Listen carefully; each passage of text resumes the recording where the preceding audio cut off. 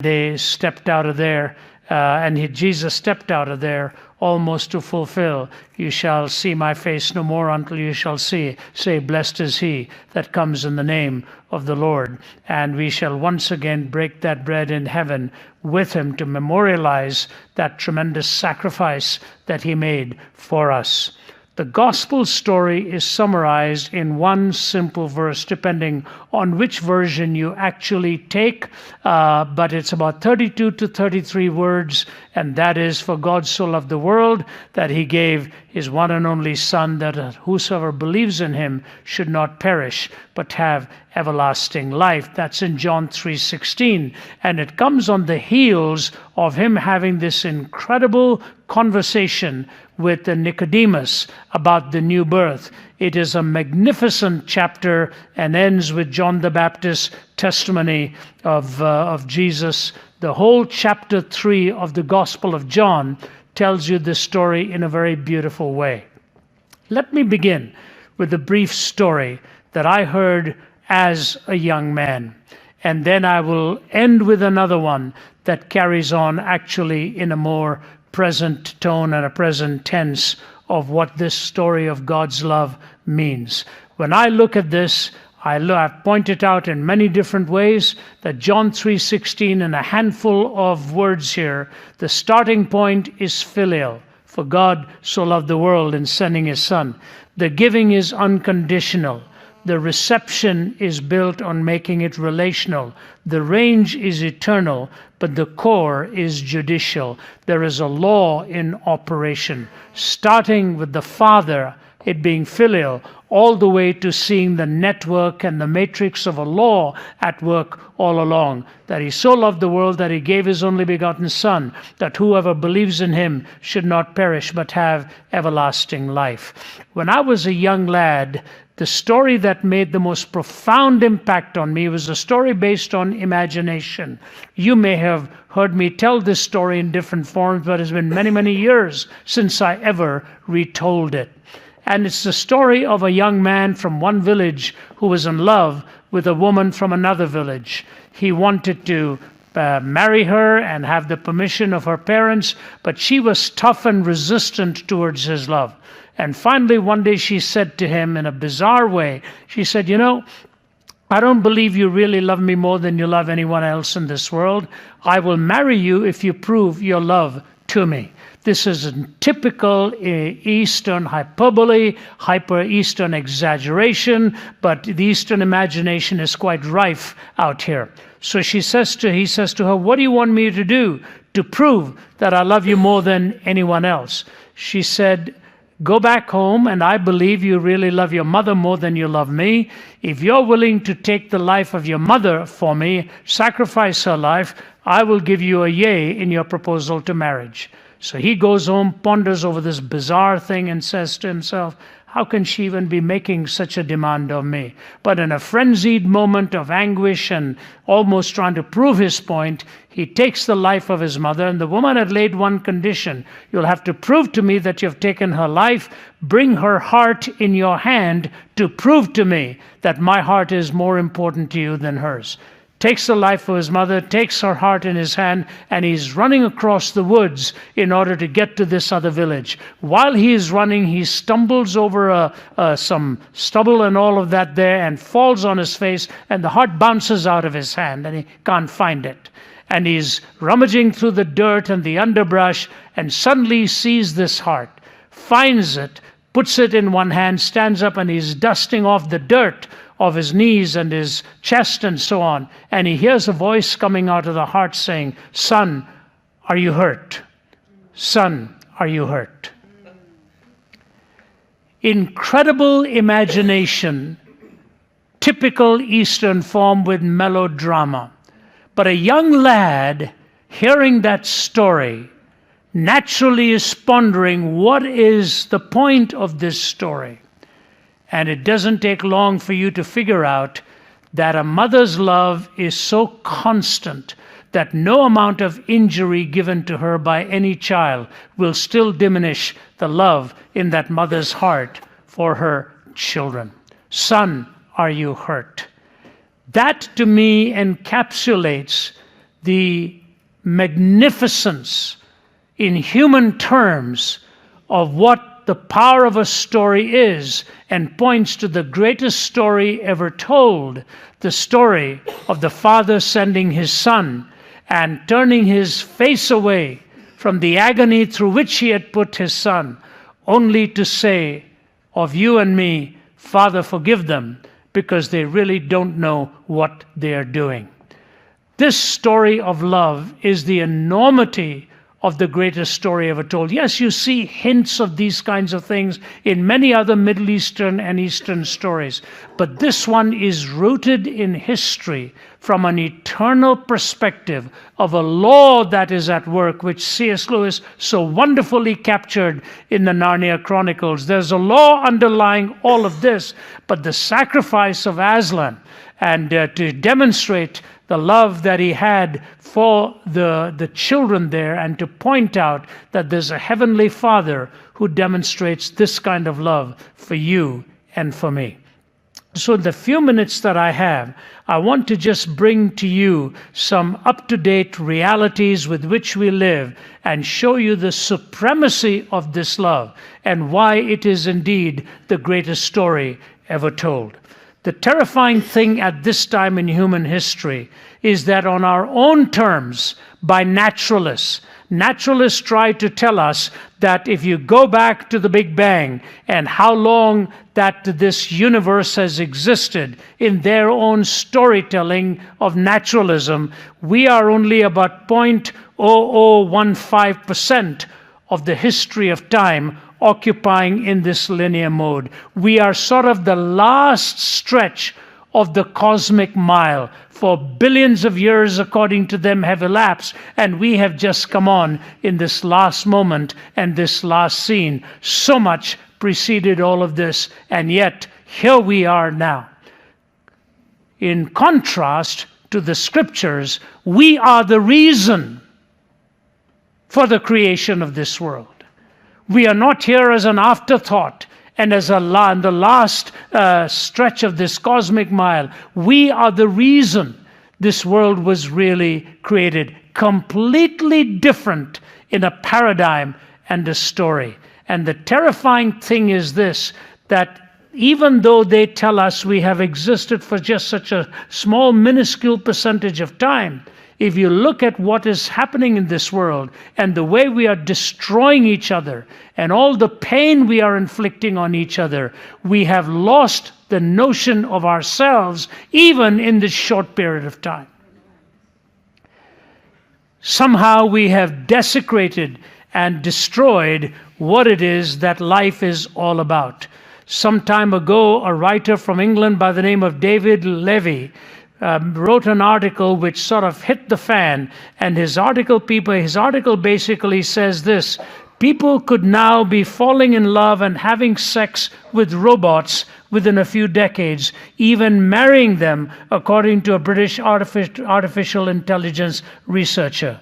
In intimate relationships with artificial partners, he argues that current trends in robotics and artificial intelligence mean the leap to humans and robots forming relationships is not far away. Once robots become more like humans, David Levy believes romance between the two and even sex and marriage will be possible between a human being and a robot. He says also that though he is as an international master in chess, he believes that robots will soon appear so like humans in the way they look and act, in their personality and how they express emotions, that many people will fall in love with robots. His predictions are based on his analysis of certain trends on what he sees as the inevitability of how they will continue in the future. One trend looked at was how the objects of human affection have slowly expanded beyond other humans, firstly to animals, then to virtual pets, and even to robotic dogs. His thesis is this, that soon it will extend to robotic people as well. Virtual reality. You've got virtual dogs, you've got virtual this, virtual that. I would love to know when he writes his book whether he's willing to accept a virtual check or whether he would want a real one in its place. Just imagine, this is what has happened to us in the reality, in this few moments of the cosmic smile, as they say. So not only is it terrifying, it is ironic that the more we understand the marvels of matter and our earthly home, the less we seem to understand the very purpose of life. The more this mystery supposedly is unraveled in the worldly terms and in material terms, the less we seem to have real value about who we are and the marvelous purpose of what life is all about. When Jill planned this conference, she's one of our prides and joys out here. She does a marvelous job in her love for the arts and her love for beauty. And she has a great love for storytelling as well. She's a prolific writer here, writing regularly, week after week, in our Just Thinking. So what I want to do is take one aspect of beauty. We normally talk on 4 themes: origin, meaning, morality, and destiny. You take any one of those 4 themes, origin, meaning, morality, and destiny, none of them can ultimately be fully explained without a sense of beauty within them. From the created order, finding meaning and purpose, and how David even realized how beautiful the law was and how precious it was that he drew his delight in the love of the law, that it was made for you and me for our benefit. And then as for our destiny, eye has not seen, ear has not heard, neither has entered into the heart of man the things which God has prepared for them that love him. From origin, meaning, morality to destiny, beauty is implicit in all of those. We see the beauty of a child in our lifetime from the moment of conception, where then the mother begins to feel the movement of that little one in her body and the marvel of the mystery awaiting the arrival of that child, all the way till the day you then give them away in marriage and you see the beauty of a bride or the wonder of a groom receiving that bride. In fact, minutes after my talk is over, I have to head to the airport to officiate at a wedding in Kansas. Our longest serving employee in India, Shalini, her son is getting married tomorrow in Kansas, and I'm to be there for the rehearsal there tonight and then to help officiate at the wedding tomorrow. I can just imagine this little guy, born and cradled in Chennai, India, marrying this young gal from Kansas, thousands of miles apart, and tomorrow they come together to celebrate this wonderful picture of a man committing himself to a woman. One of the aspects of the ceremony that she wants me to make sure we do, in India they call it the thali ceremony. It is a necklace. The groom doesn't just give a ring, he also gives a necklace. It is him committing to her that this adornment that you wear around your neck is my commitment to you, that I will embrace you and hold you and treat you as that great treasure. Just like the priest of old wears that clerical collar saying he belongs to God, this necklace around the neck of that young gal given by the bridegroom is a commitment that they really belong to each other in the wonder of service. Love is a beautiful thing. From origin, meaning, morality, and destiny, the central theme of the scriptures is really the love of God, very unique in the gospel. So I want to race through that, the supremacy of love. And the first thing I say to you, love is supreme in its reach. Love is supreme in its refinement. It's supreme in its reach, how we reach across miles, how we reach across time, how the memories of love extend across so many chasms and so many barriers. Billy Graham's brother-in-law is a man by the name of Leighton Ford. And one day we were sitting at the O'Hare Airport in Chicago. Leighton's a big, tall gentleman. He's married to Billy's wife, to Billy's sister, Jeannie.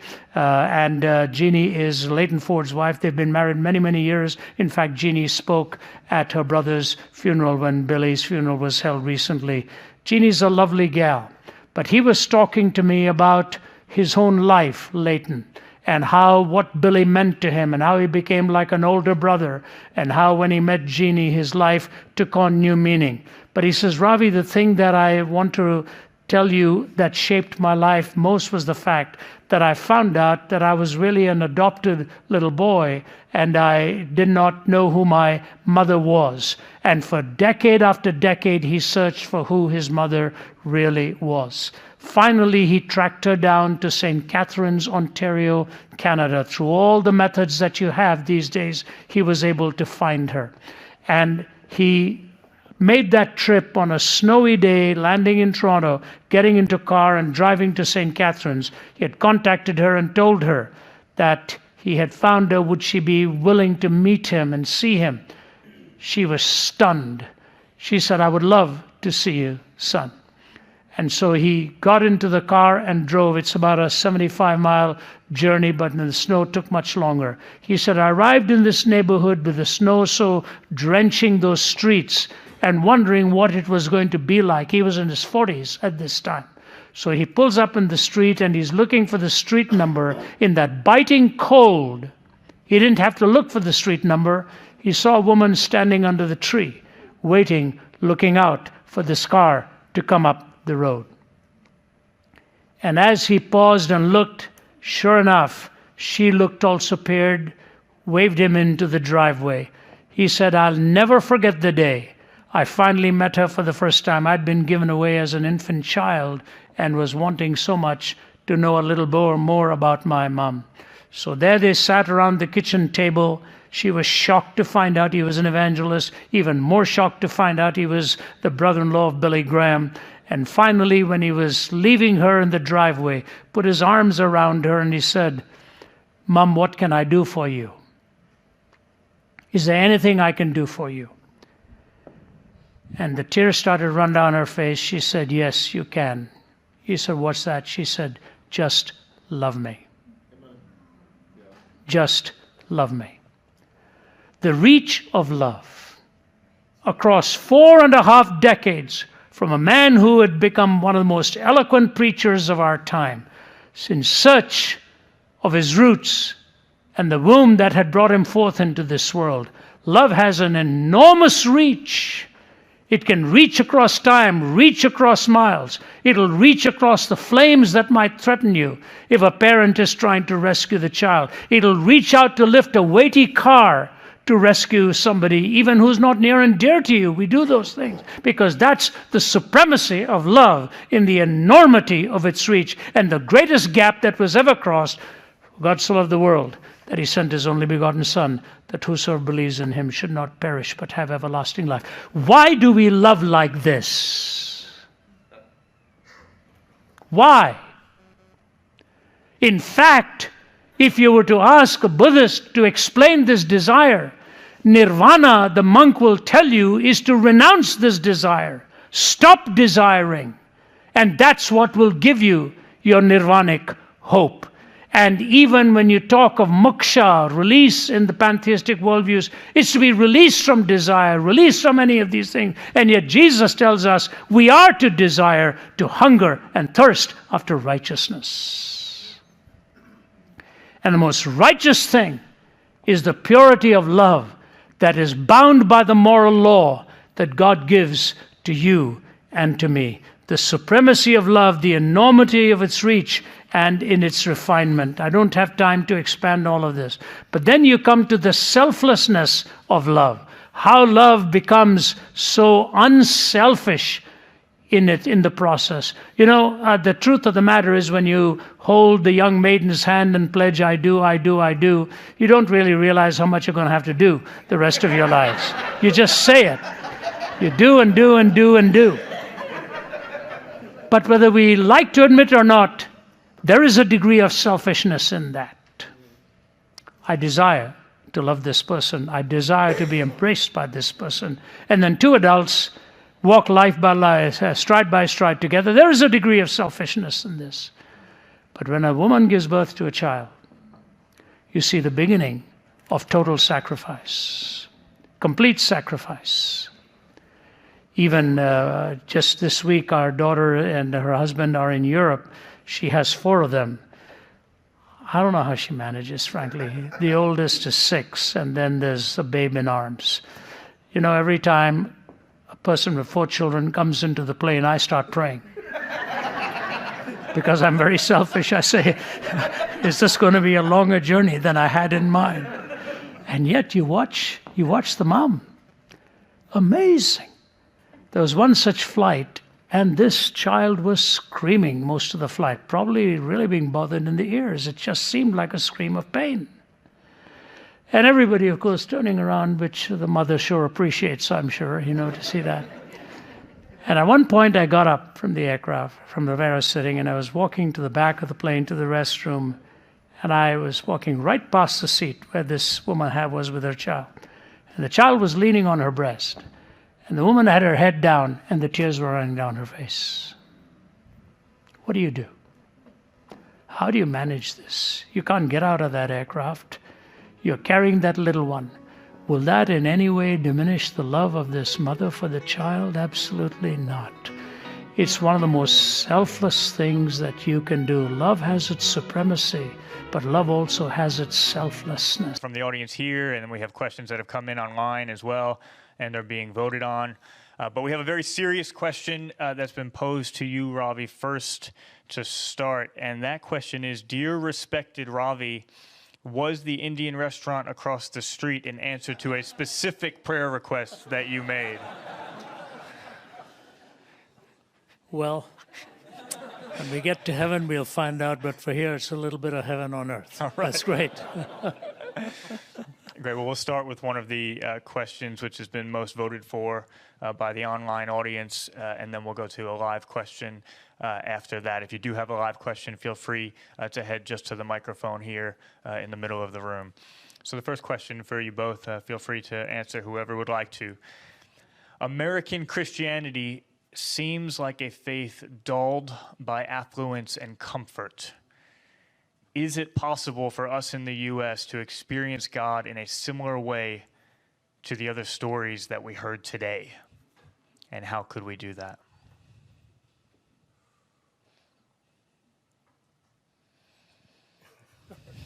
Well, I'm sure Franz would want to add too with a lot of his travel. I think there are two ways to look at it, Vince. That would be my initial take, as I've just heard the question. On the one hand, it's easy to come down hard, on something like this. It's sort of a easy game and an easy target. But there are two sides to that. The fact of the matter is, it is easy to get too comfortable in what we have. It's not just because it's American Christianity, but it's the way we live in America. Things are more accessible and actually, in many ways, more affordable. You're talking about restaurants, talking about automobiles, talking about homes and accessibility to all of the gadgets of our time. Yes, it is possible, but that's not just America. That's possible in many parts of Europe as well. So it's easy to start climbing up the wrong tree and looking for the fruit on that tree and thinking you have all that you need. Let me switch the metaphor a bit first and then get back to this. On the other hand, very few parts of the world today would really have heard the gospel the way they have if it weren't for American generosity as well. That's really an often forgotten thing.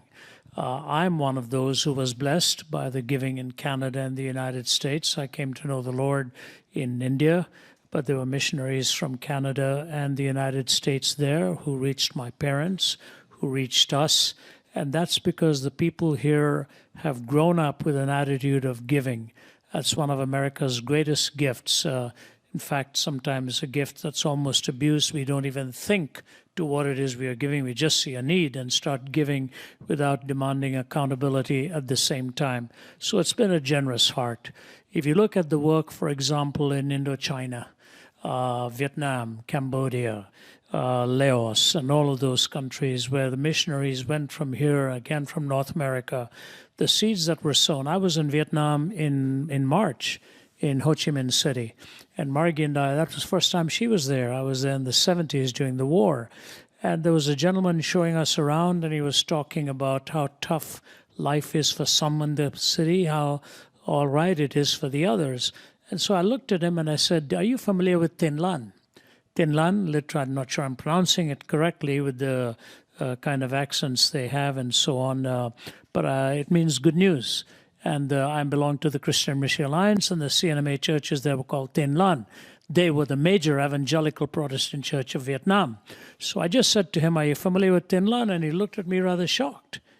He said, "My grandfather used to attend a Tin Lan church. My father attended, and I grew up in a Tin Lan church."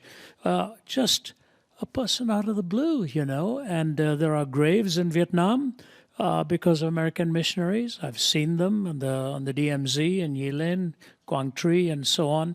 They were the ones that were the last ones to leave. They were airlifted out of the embassy there. The work in Cambodia, great work, and then Canadian missionaries as well. So they have done a lot across the decades. Our role may be changing now. Our role may not be so much in doing evangelism as enabling evangelism, because there are a lot of fine crop of nationals and other possibilities.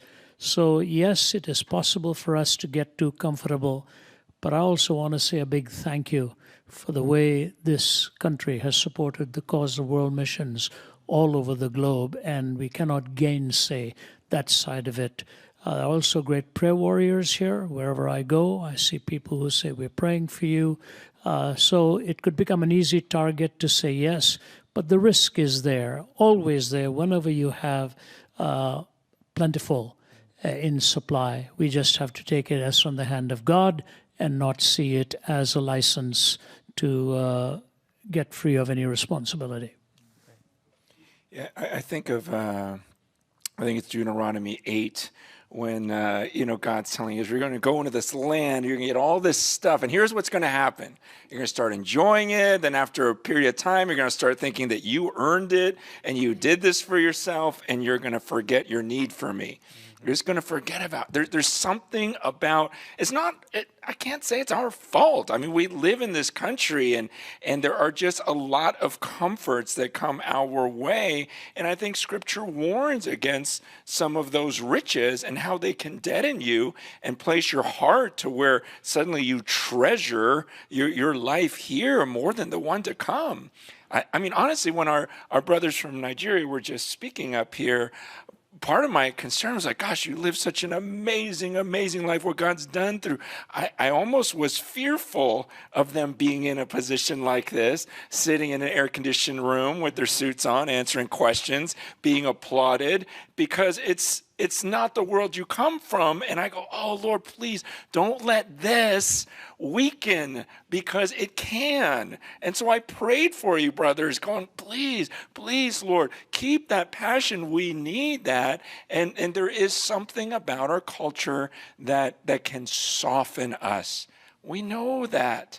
And yet, what can we do about it? Does that mean we just resolve and go, well, I live in America, we can only go so far in our walk with the Lord because we're not persecuted? Absolutely not.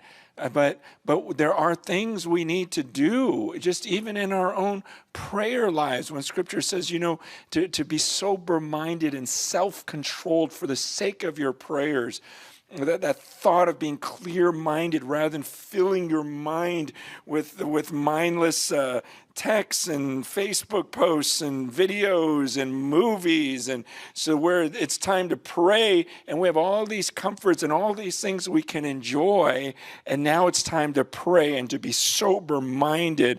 We're like, our mind is going everywhere and we lose touch with reality, and that's the problem. That's what keeps us from some of this depth and this time with the Lord. I see it. I feel it slipping away.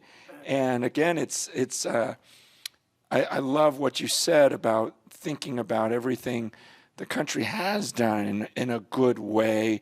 And I personally, too, I want to apologize if I ever come across like I'm just mad, like, gosh, we're so messed up. But it's hard sometimes when you go to other countries, and what I've learned is, okay, we've been privileged to see a lot of that, and meet people, saints, dear saints around the world that have suffered so much for the gospel that it just gets us so excited to want to be like them. And not everyone has that privilege to see that and experience that and to feel their pain and see their intimacy with Christ. And so sometimes in coming back here, I just wanted to let people know what is possible. And I really believe it is possible here. But our comforts and our riches really do fight against us in our quest for that. Thank you guys so much. That's if that's mad, you're welcome to get mad at me anytime. Yeah. I have a T-shirt which Ravi's daughter bought for me, actually. Oh no, it was Margie. It was Ravi's wife, Margie, bought for me, and it says, "I'm not yelling. I'm just Italian." So that's. You know what I like about Francis? His passion makes me feel like I'm sliding into oblivion. He's like a conductor and the whole world is his orchestra. Love that. Absolutely love it. I used to be like that. Then I got older. Yeah. Can I say one more thing on that? Just so that we don't lose the ideals for all of us. There are parts of the world that don't have too much, Vince, as you well know, and we travel. But they have their own issues. They really have their own issues. There are so many pockets of division in some parts of the world in the church. They're so divided. Everybody, they say when the tide is low, every shrimp has its own puddle. And you've got all these little puddles all over the place. And we are so divided. Maybe the greatest need for the hour is that we be one in our belief and in our passion and in our propagation. Yes. The parts of the world, you go to the Middle East. I mean, the tensions within the Christian community there are pretty bad. All little pockets of critiques and criticisms and all of that. Satan works in different ways. Here he may use our well-being in order to mitigate the force of the gospel. There he may use that sense of autonomy to drive a wedge into somebody else. The enemy of our souls is pretty shrewd and knows what to use with which to attack a local setting of the gospel. Yep. Great. Thanks to you both. Do we have a live question that we can go to here? Okay, anyone who has a live question? Oh, great, is this coming up? Yeah, go. Yeah, we'll do one more question here, but go ahead and talk with Ruth. And anyone else who has a live question, you can just head right here and talk with Ruth, and we'll get to those questions soon. One more from the Pigeonhole guys. This question says, the Gospel of John says we will be known by our love, yet our culture has redefined love to be something we can't tolerate. How do we discuss the definition of love with love?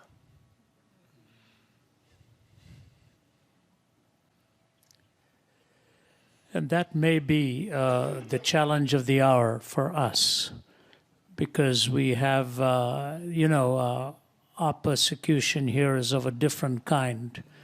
It's not so often where our homes may be surrounded by physical threat, but there's a lot of emotional pressure put on our children and on our families and on our values. The way culture is weighing in on almost every issue seems to be contra Christian faith, anything but the Christian faith. But I think this lends itself to the expression of love and grace. As you well know, Vince, and the rest of my colleagues, and of course Francis does this so much in his preaching and in his pastoral work and in his books, we have no option. The option is really either to communicate the gospel effectively or lose the impact of the gospel. Yeah. The option for us should just be one. And you and I well know, so often questions are asked in a very intimidating way or a counter worldview way. And the temptation is to fly off the handle and to fight back and to resist. And we have to I tell my colleagues, we're not answering a question, we're answering a questioner. And we remind ourselves that when you're answering a person, you literally and figuratively are putting your arms around them. You have to draw them close. You have to make them feel you really care about them, that this is not just a mechanistic response you're giving, but your interest is that in their hearing, they hear how much you really care about them.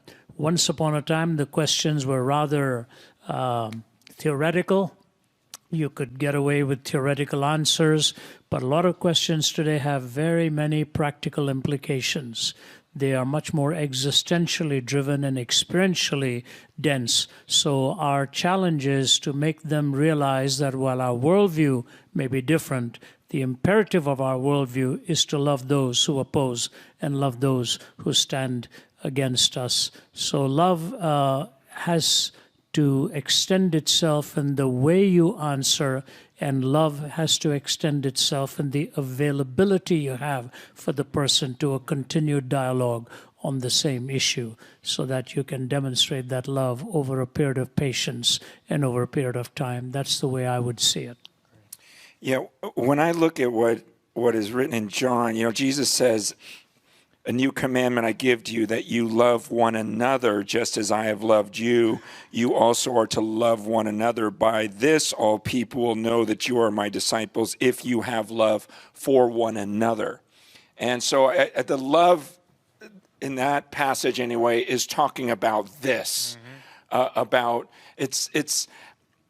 it's true that, like, the people in the world, if I confront any type of sin in their life, they would see that as unloving. There's nothing we can do about that. That's just the way they have redefined love. But what we can control is in the church, that we are honest with one another. But he says the way that they're going to know that you're my disciples is this, and this is where we're losing it. You talk about the other countries that are dividing in their different denominations and believers at each other's throats, which I've seen also. But gosh, are we known for our love for one another? And what are we doing right now to pursue this oneness that Christ wants of us? I said this at the luncheon earlier. Man, I love this man. The first time we met, I don't even remember when it was, but I remember maybe it wasn't the very first time, but I remember just one time because, okay, I'm not an apologist. Most of you guys know that. Okay, I'm just, I've tried, it's like my mind goes so far. And so I need brothers like this so badly. It used to be back in the 90s when a pastor felt like he just had to be everything. I got to know more than everyone else, but now it's just like, okay, I can't do it all. I'm not going to be the best Bible teacher or the best scholar and the best counselor and the best leader and the best apologist. So I need this. But a lot of times when I encounter someone who is a scholar, I get intimidated. I think a lot of us do. We just feel stupid, right? And usually they'll tell us why we are stupid, and they'll like, yeah, I knew it, and you just proved it to me. I already knew that. Tell me something I don't know. And so, but I remember, one of the times, Ravi, it might have been our first time meeting, and we were both going to speak in an event, and he just comes up to me and just hugs me and tells me how much he loves me and thanks God. I think he just started praying, God, it is such an honor to share the stage with this man. Francis, I'm so honored to be on the same stage. And do you know what that does for a person who's already feeling insecure and everything else? And then him saying, no, I'm honored to be with you. Your contribution to the body of Christ, like a father, like love. It was so foreign to me to be loved by a scholar, seriously, and valued by one. Now, the fact that feels so foreign is an indictment of where we're at. And I get it, and I want to be the first to apologize. Like, I can get so fired up about my thing that it may seem like I'm mad at you. I'm not, okay? I just get fired up about stuff, and I get bothered when I know how much people are suffering around the world. And I think about people who've never heard the gospel. And sometimes in my zeal for something, I forget that my number one call is to love you deeply, like for this oneness. And the Bible's saying when that happens in the church, that's when the world's going to know that we're his disciples, and that's what we need to fight for. We've got a nice line of questions here live, so let's go and focus there for a bit. Thank you for this. I come across an article the other day where 56% of Christians in America, in my generation and above, believe that Jesus is God. The rest of it, they believe that Jesus existed historically, and they believed that he was a good moral teacher, but they didn't believe he was God. And then as I read further in the article, the generations below us, only about 38% believed that Jesus is God. They believed he existed historically, was a good moral teacher. And so when I read that, I kind of look at where we are in America today and maybe why we are the way we are, because we're not seeing Jesus from who he is as God. And as a pastor, hopefully pastoring many more years here in the future, what am I going to do to convince the generations that are up and coming the divinity of Jesus Christ, which I think will help us get back to where we need to be as a country? And thank you.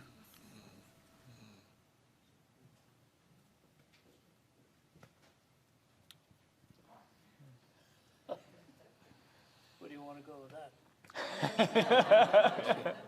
If you just fix the country, Ravi, then we'll be fine. Yeah. I didn't get the first statistic was, did I hear 56? Okay, and now it's far below that. Actually, even that surprises me. I wonder whether those that higher percentage have thought through of what they're really saying. The divine Son of God, the authority that title would give to him, and therefore the imperatives that necessarily follow. When people talk about him as being a good moral teacher, that's always the most puzzling description of all. You wonder whether they have, I think, who was it? Becky that said this morning about people who had never even read the gospel but commenting on it and taking implications from that. If they really believe, if even 56% at that time believed that Jesus was the Son of God, then we didn't do a very good job of spreading that message and defending that message. But if they talk about him being a good moral teacher, then maybe his good moral teachings they actually consider bad because they don't like to abide by the moral teachings that Jesus had. I would say that it tells you and me more and more that in our preaching, one way or the other, we have to be bringing in the teachings of Jesus and why those teachings are true and why he is indeed who he claims to be. So that apologetic becomes very important at a time like this. Oftentimes I find when you're, for example, in the presidential prayer breakfast and all, there's more and more of this move of having a pluralistic type of prayer and people from other places having equal voice at the prayer breakfast, which doesn't often uphold the Christian faith and Christian values. So I would say that it is important, my voice is giving me trouble here. It is important for us, I think I saw some water here. Mm-hmm. Give me a moment. I'll do that for you, Rob.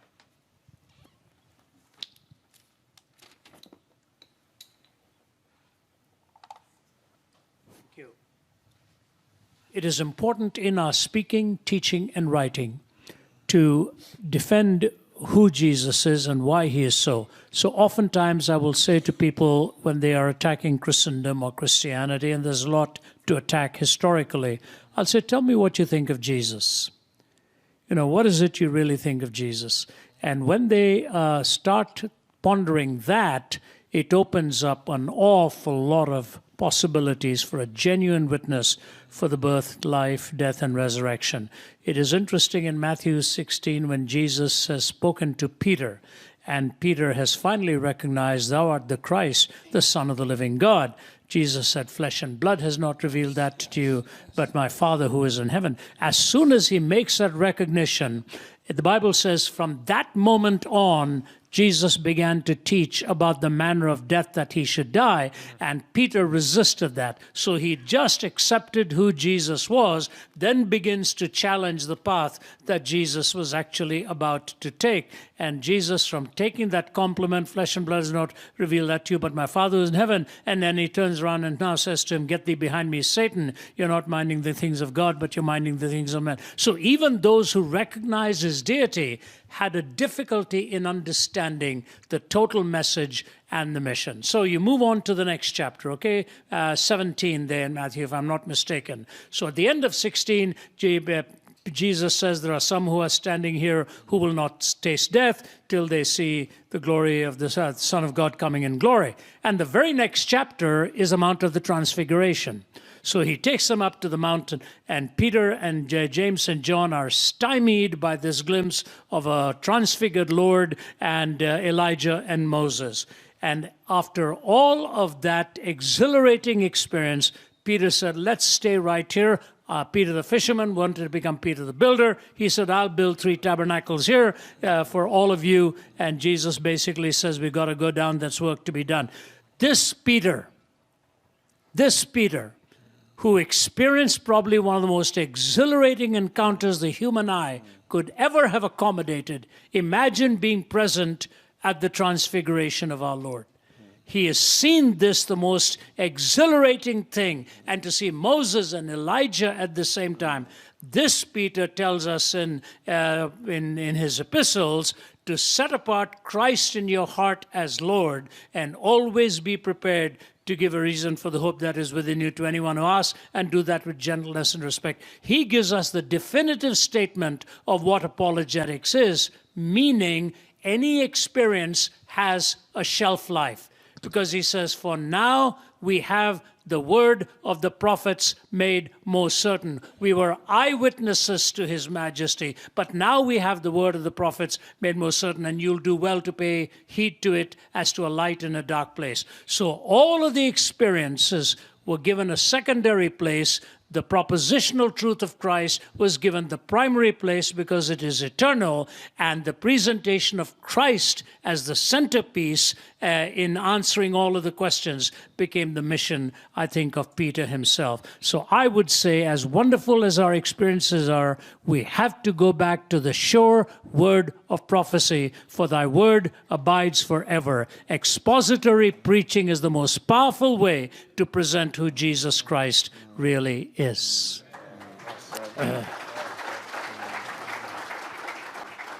Yeah, I obviously echo that.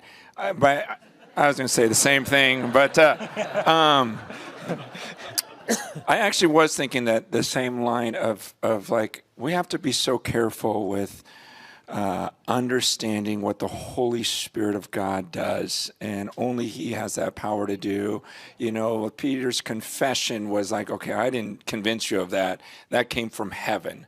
That was a miracle that you believe that I am the Son of God. So we just have to be so careful not to think. That's where apologetics has its place, and then there's a stopping point to it.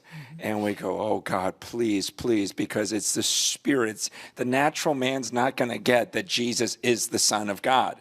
It just doesn't happen that way. Heaven has to reveal it. And so we're on our faces begging God, please, please. Because then when the Holy Spirit does that thing in your heart, then it's like, my sheep will hear my voice. They'll listen to truth. They'll actually accept the truth of who Jesus is. But on top of that, too, I think there's almost a casual attitude about Jesus because of maybe not necessarily false teaching in the church, but incomplete teaching in the church, where we may overemphasize certain things about Christ because we want to get people interested in him. But in many ways, it can create like a casual attitude toward his deity. I was thinking about in John 5, verse 27, when 22. The Father judges no one, but he's given all judgment to the Son, that all may honor the Son just as they honor the Father. Whoever does not honor the Son does not honor the Father who sent him. to just read the Word of God to someone who's casual about, well, maybe Jesus, maybe Jesus that. It's like, okay, let me explain something. I grew up in a church where I just assumed, oh, Jesus is so sweet, and God the Father, oh man, it's hit or miss. Old Testament, right? And to read, no one read verses like this. That do you realize that all judgment is from the Son? Really? I remember reading Revelation 6 when in verse 15, the kings of the earth and the great ones, the generals, the rich, the powerful, and everyone, slave and free, hid themselves in the caves and among the rocks of the mountains, calling to the mountains and rocks, fall on us, hide us from the face of him who is seated on the throne and from the wrath of the Lamb. For the day of their wrath has come, and who can stand? Like, it was me reading this book and going, whoa, this is Jesus. He's the judge. Whoever talks about the wrath of the Lamb. And yet here's everyone on the planet terrified, just wishing they could be hidden because they can't. It's because we're not being complete. And that I think sometimes we can have a casual attitude about the deity of Christ and who Jesus is because we see him as so, it's almost like a side note to God. And absolutely, that's not the way the scriptures teach about him. And I'm still a guy who believes that the fear of the Lord is the beginning of wisdom. And it's when you fear Jesus, the coming judge, that suddenly you recognize, wow, but he's also full of mercy. Wait, how could that such a terrifying God of justice and wrath also be a God of mercy? And you just, your mind just starts spinning and you're in awe of him all over again. Thank you guys. It's so good. And as I was thinking about your question and what you guys have shared, and Francis, just what you were saying about how apologetics can only go so far, but the Holy Spirit has to be the one that brings someone to believe in the divinity of Christ. It's just so true. And I was just, you spoke about the younger generation. I just had in my mind a picture of this young woman who came to faith on a mission that we did. And there wasn't necessarily some big obstacle in her way. We asked her a few days later, we said, why didn't you say yes to Jesus sooner? And she was very thoughtful about it. And she just sort of leaned back in her chair and she said, I think I just needed an invitation. And that line has always stuck with me. So we see those percentages dropping from 56% to 30-something%.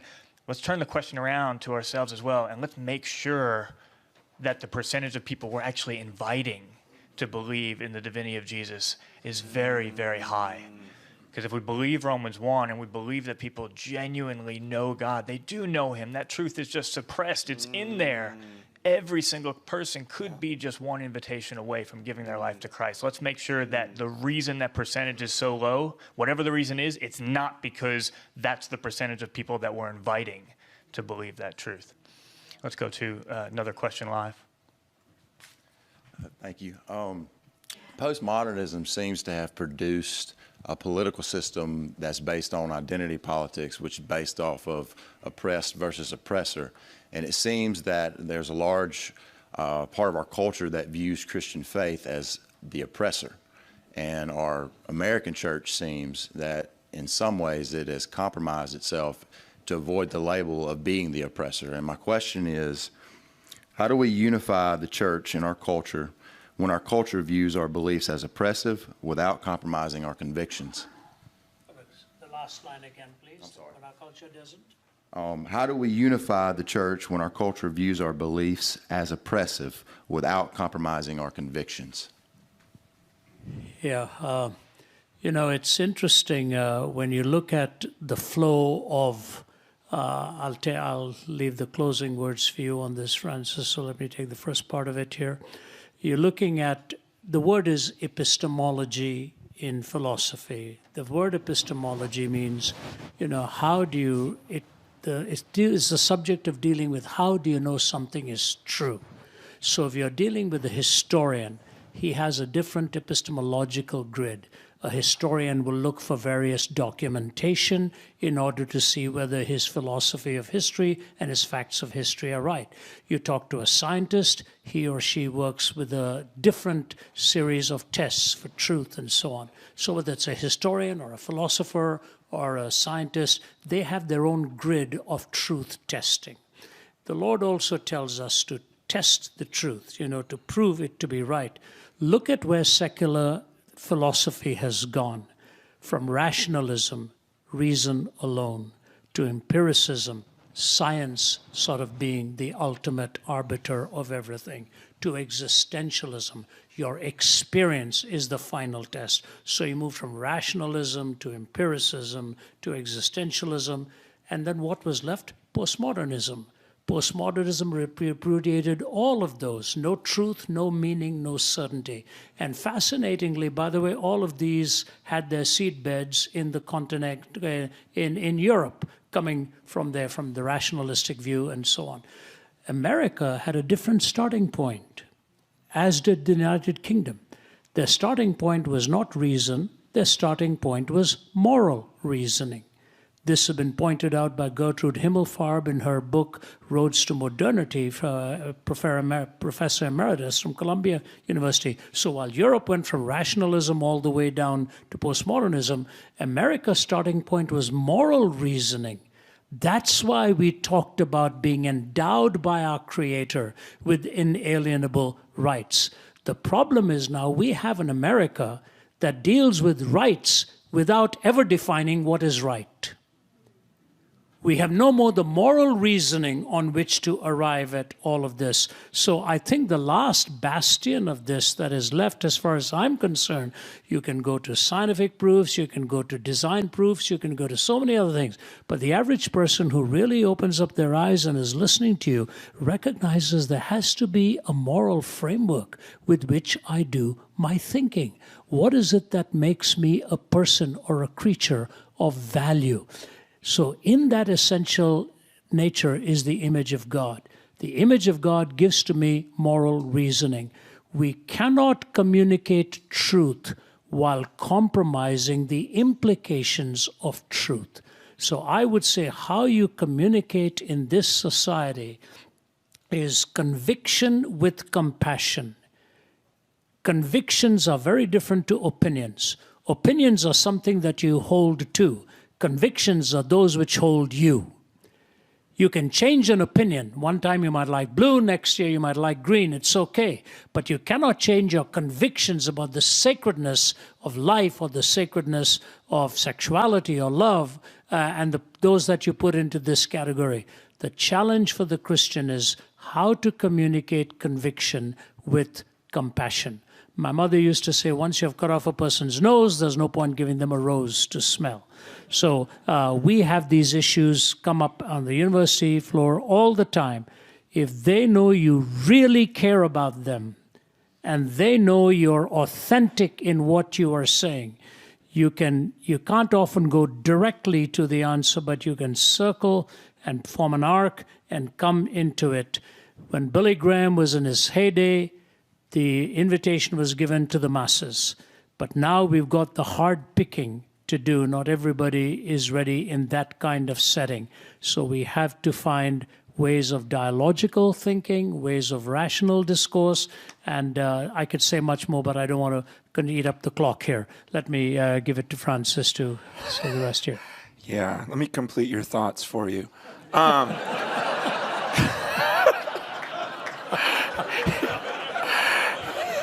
I just love when he quotes people where I'm like, Gertrude Himmelfarb or whatever. Like, wow. I look over at my daughter. She's just like laughing over there. My dad doesn't know what he's talking about. And I do know the word epistemology, though. I do. You probably think I didn't. It comes from the word pistis for faith. Thank you. Now, that's all I have to say. Which works very well because we're almost out of time, but I would like to take one more question live. Did you finish your thought? I do have a thought. Okay. Okay, all right. It's because, okay, here's where I feel like I can contribute. Okay. You know, it's this war. I mean, you described it perfectly. This whole idea of we're all fighting for our rights. And these are real things, real pain, real things that we feel. It's so close to home, and I love how the church has been so compassionate towards people. This has been a new move into this really trying to understand people, hear where they're coming from, but it really does come down to this worldview at the core. I've been saying recently that I think one of the most important passages for our generation is Isaiah 55, starting in verse 8, where God says, "My thoughts are not your thoughts. Neither are your ways my ways, declares the Lord. For as the heavens are higher than the earth, so are my ways higher than your ways, and my thoughts than your thoughts." So we've kind of, a lot of our reasoning comes from, and I read a lot of modern, well, not a lot, I've read a couple of modern books where they'll just say, well, why would God do this? I wouldn't do it. That's not the way I think. You know, well, I wouldn't flood the earth either. I wouldn't do this either. But it's coming from this mindset where, you know it or not, that you believe your mind is the ultimate. And what God's saying is, I don't think like you. You know, so I read the Old Testament, and so many times I go, I wouldn't have done that. I wouldn't have done that. I wouldn't have done that. Exactly. He says there's a reason, because you don't think like I do. And so in this compassion for people, we've lost this understanding that, yes, I feel you're hurt, but my biggest concern is you're not seeing the center of it all. And you're not seeing this being who's so far beyond you that you have to answer to. And that's bigger than the hurt that you're currently facing. And his thoughts are so far beyond ours. And there needs to be a way in which the church